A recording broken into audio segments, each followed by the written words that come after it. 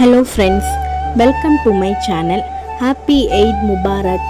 அனைத்து இஸ்லாமியர்களுக்கும் இனிய ரம்ஜான் தின நல்வாழ்த்துக்கள். இன்றைக்கி Ramzan special mutton biryani chicken 65 தான் செய்ய போகிறோம். வாங்க பார்க்கலாம். இப்போ ஒரு குக்கரில் வாஷ் பண்ண மட்டனை போட்டு கொஞ்சம் மஞ்சள் பொடி, இஞ்சி பூண்டு பேஸ்ட், உப்பு சேர்த்து தேவையான அளவு தண்ணி சேர்த்து 5 விசில் விட்டு எடுத்துடலாம். இப்போ சிக்கன் 65க்கு சிக்கனை நல்லா க்ளீன் பண்ணி வச்சுருக்கேன். இப்போ ஒரு ஸ்பூன் மிளகாய் பொடி, ஒரு ஸ்பூன் கார்ன்ஃப்ளவர், ஒரு spoon ginger garlic paste, 2 spoon chicken 65 masala, 1/2 cup தயிர், 1/4 teaspoon pepper powder, 1/2 lemon juice சேர்த்து நல்லா மிக்ஸ் பண்ணி வச்சிடலாம்.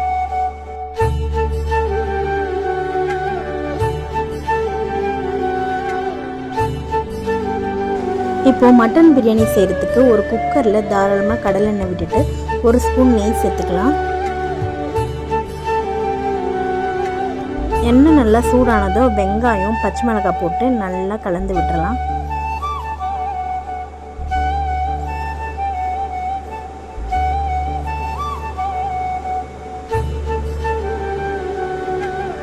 இப்போ பிரியாணி ஸ்பைஸையும் அதில் போட்டு நல்லா கலந்து விட்டுறலாம்.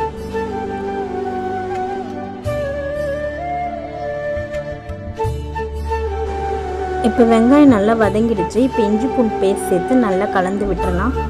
நல்லா வதங்கட்டும்.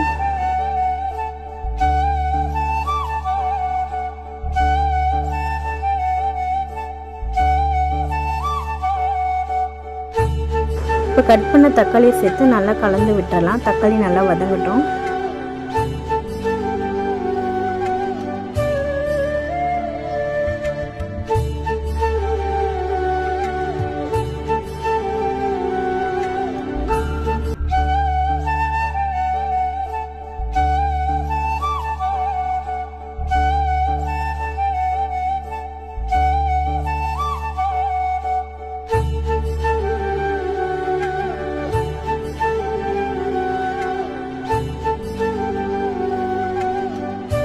இப்போ தக்காளி நல்லா வதங்கிடுச்சு. இப்போ தேவையான புதினா மல்லி சேர்த்து நல்லா கலந்து விட்டுறலாம்.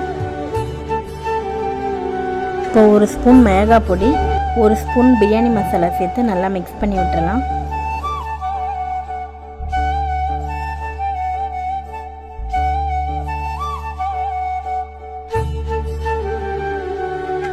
இப்போ 1/2 கப் கெட்டியான தயிர் சேர்த்து நல்லா மிக்ஸ் பண்ணி விட்டுறலாம்.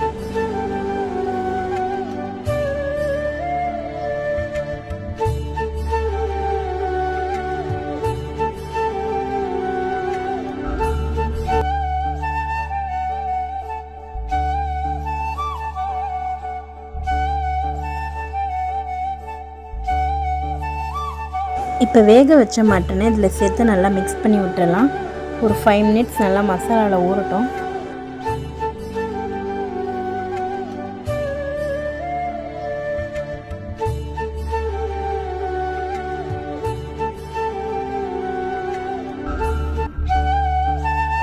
இப்போ ஒரு டம்ளர் பாஸ்மதி ரைஸ் ஊற வச்சுருக்கேன். ஒரு டம்ளருக்கு 1.5 டம்ளர் அளவு தண்ணி சேர்த்து நல்லா கலந்து விட்டுறலாம்.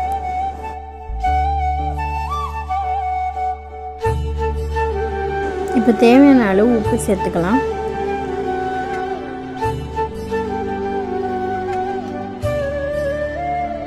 இப்போ ஒரு 1/2 லெமன் ஜூஸ் ஊற்றி நல்லா கலந்து விட்டுறலாம்.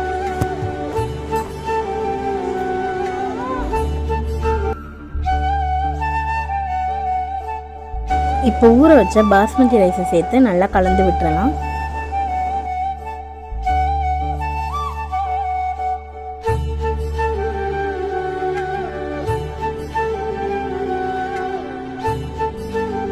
இப்போ மேலே கொஞ்சம் புதினா இலை சேர்த்து மூடி 2 விசில் விட்டு எடுத்துடலாம். இப்போ சிக்கன் 65 செய்கிறதுக்கு கடாயில் எண்ணெய் விட்டு எண்ணெய் சூடானதும் சிக்கனை நல்லா போட்டு பொரிச்சு எடுத்துடலாம். இப்போ சிக்கன் 65 ரெடி ஆகிடுச்சு. இப்போ குக்கரில் ப்ரெஷர் எல்லாம் ரிலீஸ் ஆகிடுச்சு.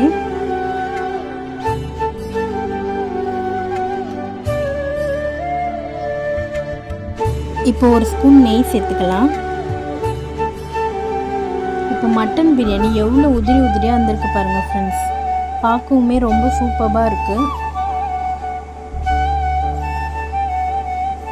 அவ்வளோதான் ஃப்ரெண்ட்ஸ், டேஸ்டியான மட்டன் பிரியாணி ரெடி. இந்த ரெசிபி உங்களுக்கு பிடிச்சிருந்தா நீங்களும் வீட்டில் ட்ரை பண்ணி பாருங்கள். மறக்காமல் சப்ஸ்கிரைப் பண்ணிவிடுங்க. தேங்க்ஸ் ஃபார் வாட்சிங்.